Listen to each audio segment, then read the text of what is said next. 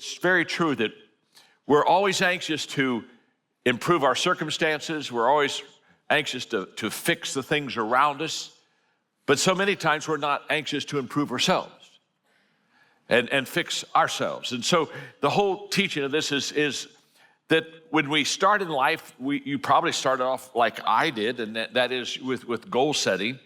And well, let me just tell you a story. Kirk Campmeyer, when I was in my early 20s, asked me what my plan for growth was. And the bottom line is I didn't have a plan for growth. I didn't know that I was supposed to have a plan for growth. He was the first one that kind of made me aware that, John, growth's not automatic. If you're going to grow, you have to grow intentionally.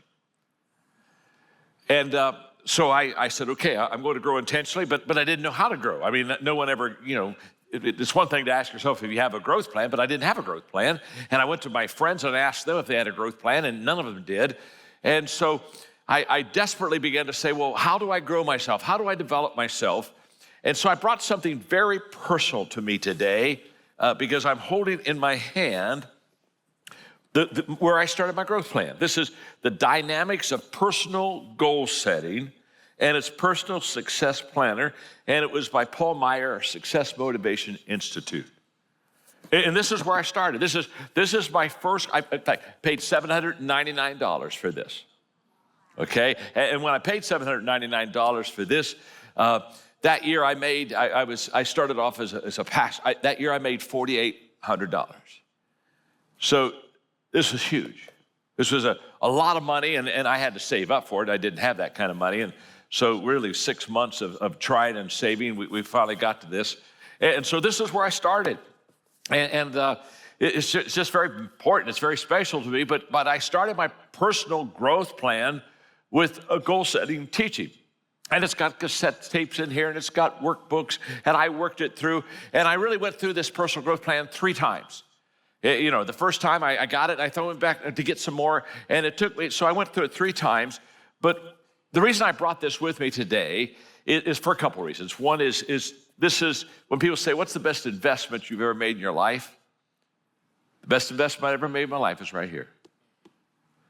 The $799 I paid, which was an awful lot of money for me, the $799 I paid has been worth millions of dollars for me. The return is incalculable. And the reason I say that is because I'm going to challenge you in a personal growth way to invest in yourself. In fact, if you wouldn't invest in yourself, why should anyone else invest in you? I'm always amazed at people who want me to scholarship them. Could you kind of give me a free lift? And my whole process, no. If you and I don't bet on ourselves, why should anyone else bet on us? The first bet that I ought to pay is on myself. And so this is my first kid, and so I brought it with you today to say that I literally started my whole growth life, goal setting. And isn't it interesting? I'm talking to you about how do you and I leader shift? How do we shift from being a goal setter to a person that just really works on growth? Because here's what I realized when I started in my growth plan. What I realized was this: the goals I achieved were not as great or as important as the growth that I was receiving in my life. That yes, I was setting goals and I was stretching towards those goals, and it was a good thing, but there was something happening internally to me that was more than places I wanted to go and numbers that I wanted to reach. And I experienced 2 what I call growth changes that I want to give to you. Because I think that when you get on a growth journey that's intentional, you'll discover these same changes also. And the first one is very simple, and that is that I went from growth in everything to growth in essential things. When I started off with my growth, I just said, well, I want to learn everything. And so I just read and studied and listened to tapes, and I just did everything I could to grow. And I was just grow. And one day it hit me that was never going to get me to where I wanted to be. That I had to go from trying to grow in every area and everything to grow, get essential. What are the main things that you just need to grow in? Now, for me, in my 20s, I came to the conclusion that if I could be successful in relationships, if I could become successful in training and equipping people, if I could have an incredible attitude that would help me be an overcomer, and if I could learn to lead and increase influence, if I could do those four things, relationships, equipping, attitude, leadership, if I could grow in those four areas, then I probably could be successful. And so I committed that these are the areas I'm going to grow in. And so I began to eliminate a lot of stuff so that I could grow in what I would call, for me, the main stuff. And I would say to each one of you in all of our sites and here locally, that what you've got to do is when you start your growth plan, becoming intentional, you got to ask yourself, what are the areas I'm going to grow in? You can't grow in everything. You don't even want to grow in everything, but you got to grow in the essential things. For me, REAL, relationships, equipping, attitude, and leadership. And later on, I added communication because I knew that I would spend my life as a connector and a communicator. And because I am a person of faith. And pretty much for 40 plus years, these have been my 6 essentials. Learning how to connect with people, learning how to train, equip others, having an attitude to help me overcome, learn how to lead and expand influence, learn how to communicate well, and then become the person of faith that I really want to become. This is where I really spent my time.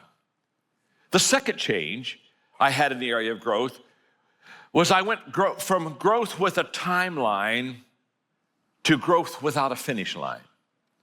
Now, this was an amazing experience that I had because when I started my growth journey, I thought in terms of, well, okay, there'll be a finish line somewhere. There'll be a time when I've accomplished that. There'll be a time where I have achieved this. There'll be a time where I have arrived. And so I had a timeline out there. And I heard Earl Nightingale say that if you spent an hour a day, every day, on a certain given subject, now that's back to the essentials, REAL, that stuff. If you spend an hour a day, every day on a certain given subject for 5 years, you could become an expert on that subject.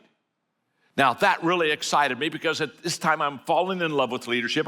I'm buying into the idea everything rises and falls on leadership. And so here we go. I'm excited, and I said, okay, I'm going to spend an hour a day, every day for 5 years to become an expert on the subject of leadership. And that's what I did. Now, back then, there were not a lot of leadership books out. They were mainly management books. If you go back in the 70s and 80s, you go into bookstores, you didn't find leadership books. You found management books. And so I read some management books, and it kind of got me going in the right way. But I would talk to people that were leaders. I would try to do leadership experiences an hour every day. And every day, every week, as I would go through this process, I'd ask myself this question: how long will it take? Well, Earl Nightingale said it'd take 5 years. Well, I'm not only reading and studying and learning and experiencing. Guess what else I'm doing? I'm counting down. I think I'm Mr. Cape Canaveral. And I'm going, 5, wow, 4, 3, and I can smell it.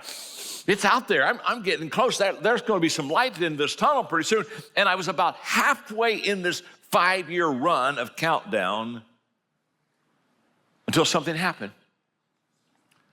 It wasn't anything I read. It wasn't anything that somebody came and sat beside me and mentored me on or kind of gave me some thoughts or advice. About halfway in this journey, the inside of me switched. I was receiving so much value from my personal growth. I was learning so much about leadership. I was growing so much internally that I stopped counting. And I left the question, how long will it take? And I picked up the question,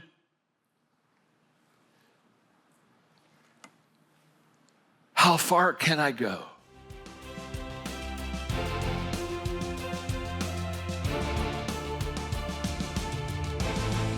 Improving yourself is the first step in improving everything else in your life. If you want to grow in life, you have to grow intentionally.